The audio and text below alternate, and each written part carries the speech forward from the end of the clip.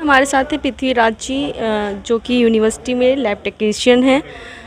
जिस तरीके से आपका लगातार धरना चल रहा है और आप लोगों की मांगे कहीं ना कहीं नहीं पूरी हो पा रही हैं, क्या कारण है?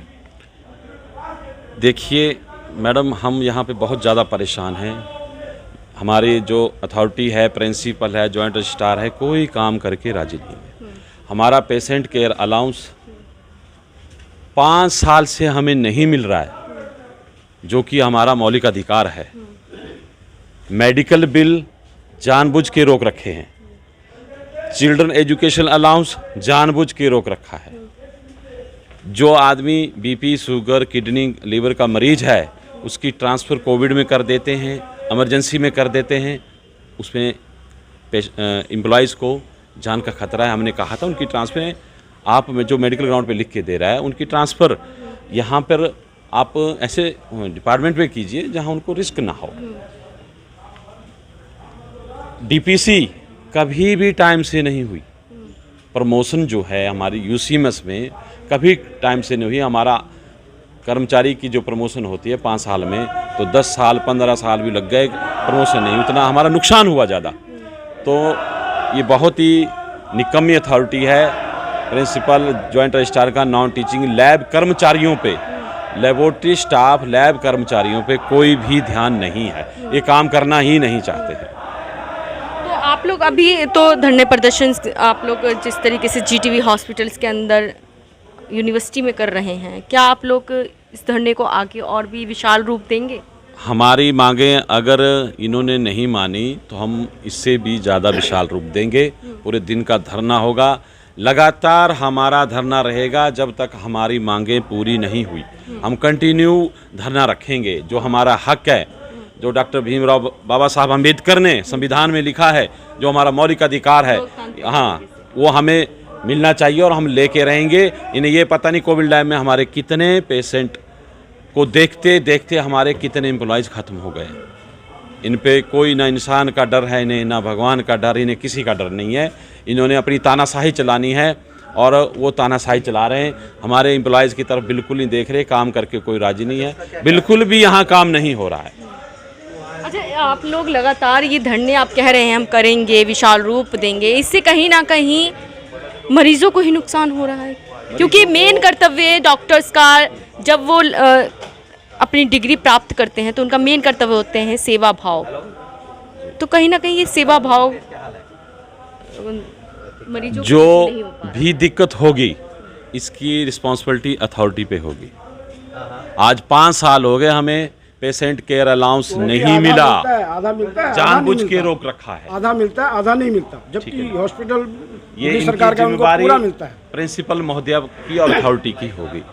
4 इस साल प्रिंसिपल से के काम करने की नियत ही नहीं है कि हम काम करें यहाँ पे 3 महीने अपने टाइम पास कीजिए और जाइए। इन्हें किसी का डर नहीं है। ये ना भगवान से डरते हैं, ना इंसान से डरते हैं, किसी से नहीं डरते हैं। इनको डर ही नहीं है। भ्रष्ट अथॉरिटी है बहुत ज़्यादा। 4 साल से हमारा बोनस बंद कर रखा है। पहले 3500 मिल रहा था, 1700 किया तो इन्होंने बंद कर। ये क्या मतलब है? ऊपर केंद्र सरकार तो दे रही है, बीच के जो दलाल लोग हैं उन्होंने ये रोक रखा है। अब कौन दलालगिरी कर रहा है ये तो इनको सबको पता है। जांच का विषय, बिल्कुल बिल्कुल जांच का विषय है। नहीं तो आधा पीछे हमको मिल रहा है, आधा नहीं मिल रहा है, ये क्या मतलब बनता है? जबकि जीटीबी वालों को पूरा मिलता है। जीटीबी हॉस्पिटल में पीसीए मिल चुका है।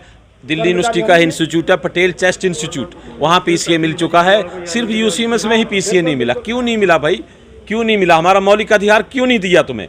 इनको डर ही नहीं है, ना इंसान का ना भगवान का, किसी से नहीं डरते हैं बोलते हम। तो इनका साफ तौर पे ये कहीं ना कहीं एक मांग भी कर रहे हैं कि इनकी अगर ये जो मांगे हैं, जो ये पीसीए जो इनको मिलना चाहिए वो नहीं मिल रहा है, और कहीं ना कहीं ये प्रिंसिपल को भी जो है इस्तीफे की मांग कर रहे हैं। इस्तीफा बिल्कुल इस्तीफा दे देना चाहिए इन्हें, नैतिकता के आधार पर इन्हें पीसीए इस्तीफा दे देना चाहिए। लेकिन इनका ये टाइम पास कर रहे हैं, 3 महीने रिटायरमेंट के लिए रिटायर हो रहे हैं, टाइम पास कर रहे हैं, अपना काम करके राजी नहीं है।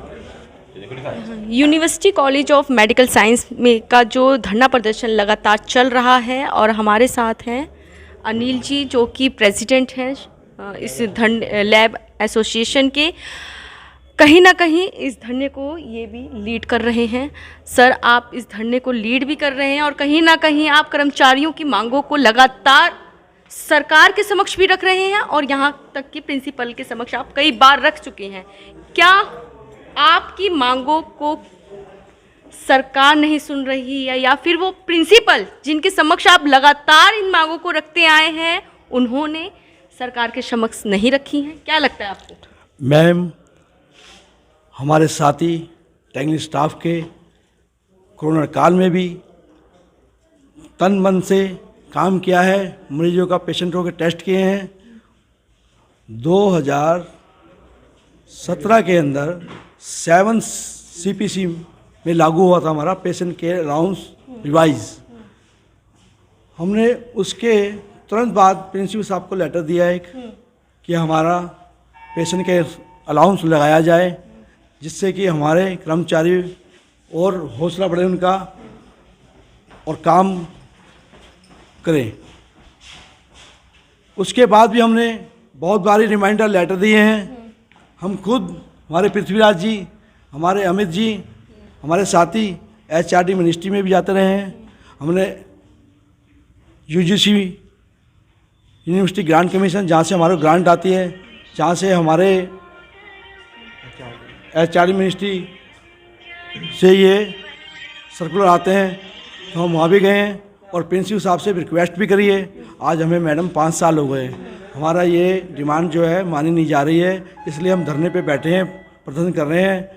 अब मुद्दा ये आ गया है कि वहाँ से ग्रांट भी नहीं आ रही है हमारी। जो हमारे मेडिकल रियम्बर्समेंट के बिल थे 2-2 साल से लोगों के रुके हुए हैं, और हमारे को पेशेंट लेने के लिए मना कर दिया है। जो हमारे पैनल के अंदर हॉस्पिटल आते हैं वो कहते हैं आपके यहाँ से UCMS से, यूनिवर्सिटी मेडिकल कॉलेज से हमारी पेमेंट नहीं आ रही है, इसलिए हम आपको एडमिट नहीं करेंगे। समस्या बढ़ती जा रही है। प्रिंसिपल साहब को हम 4-5 बारी मिल चुके हैं, उनका कोई ज़्यादा खास रिस्पॉन्स नहीं है। ना वो HRD मिनिस्ट्री जाते हैं, ना वो कोई UGC जाते हैं, हमें आश्वासन देते हैं हम जा रहे हैं, कर रहे हैं।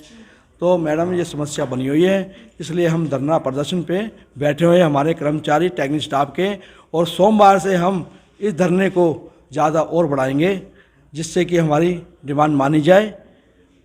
और मैं अपने साथियों का बड़ा जिस तरीके से आप कह रहे हैं कि आपको जो PCA में जो आप लोग का फंड होता है उसमें हेरा फेरी भी आप कह रहे हैं कि हो रही है, क्या अन्य कर्मचारी जो यहाँ पर हैं और भी डॉक्टर्स वगैरह होंगे, क्योंकि आप लोग लैब टेक्नीशियन हैं, और भी जो डॉक्टर्स वगैरह, क्या उन लोगों को मिल रहा है और आपको क्यों नहीं मिल रहा है? ये इसका भेदभाव क्यों किया जा रहा है? इस चीज़ के लिए आपने कभी मांग नहीं उठाई? एक्चुअली मैडम, ये है जो अलाउंसेज है, पेशेंट केयर अलाउंस, ये सिर्फ ओनली फॉर टेक्निकल स्टाफ को मिलता है और हमारे स्टाफ को मिलता है, लैब स्टाफ को। ये जो अलाउंस है डॉक्टर को नहीं मिलता, उनको NPS मिलता है, उनको मिल रहा है। ये सब ओनली हमारे को नहीं मिल रहा, टेक्निकल स्टाफ को। तो ये कहीं ना कहीं आप लोगों के साथ भेदभाव भी हो रहा है। ये भेदभाव समझो आप, इसको भेदभाव भी समझ सकते हैं आप। और मैं तो चाहता हूँ कि जो हमारे ड्यूज़ हैं, और भी ड्यूज़ हैं हमारे, वो भी क्लियर हुए।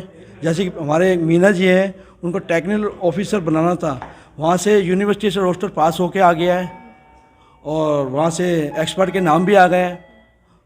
2 बारी इन्होंने मीटिंग भी कर ली है, उसके लिए कमेटी बिठा दी है, कमेटी का फैसला भी आ गया है। ना तो हमें कमेटी का फैसला बता रहे हैं, ना कुछ कर रहे हैं जी।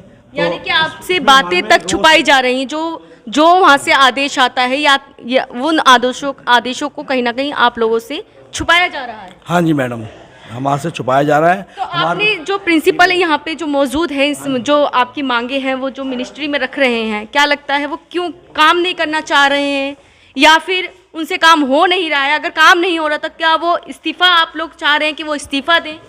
हम मैडम देखो इस्तीफ़ा नहीं चाह रहे हैं, हमारे को हम चाहते हैं कि हमारा पेशेंट केयर अलाउंस मिले। हम किसी को ये नहीं चाहते नौकरी से निकले, या उसको हम ये नहीं चाहते कि कोई किसी के बच्चे वो हो जाएं। तो हम तो यही चाहेंगे कि हमारे को पेशेंट केयर अलाउंस मिले, हमारे अलाउंसेस मिले, जितने भी एरियर मिले। हमारा अभी MSc में केस भी लगे थे हमारे, उनका एरियर भी नहीं मिला हमारे को। तो आप लोगों ने और विशाल धरने प्रदर्शन करने की भी कहीं ना कहीं रणनीति बना रखी है। हाँ जी, आज हमारी मीटिंग है 1 बजे, उस पर जो रणनीति बनेगी वो आगे रणनीति जो बनेगी। कि मिनिस्ट्री का घेराव करेंगे आप लोग क्या? हम मिनिस्ट्री भी जा सकते हैं जी।